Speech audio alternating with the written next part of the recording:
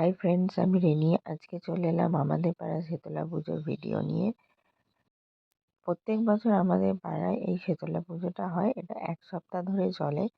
আগে এই যে ঠাকুরটা তোমাদের দেখাবো, এই ঠাকুরটা আগে মাঠের মধ্যেই তৈরি হতো এবং এক সপ্তাহ পরে পুজো শেষে গঙ্গায় বিসর্জন হতো। বাট এখন এই ঠাকুরটা পুরোপুরি এখানেই প্রতিষ্ঠিত। তো এটা খুবই জাগ্রত শীতলা মায়ের মন্দির করে দেওয়া হয়েছে। সারা বছর এই ঠাকুরটা থাকে।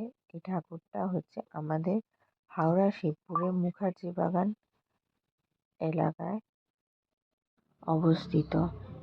এই সময় এই 7 দিন এখানে অনেক বড় মেলা বসে। চলো মন ভরে এখন পুজো দেখাবো।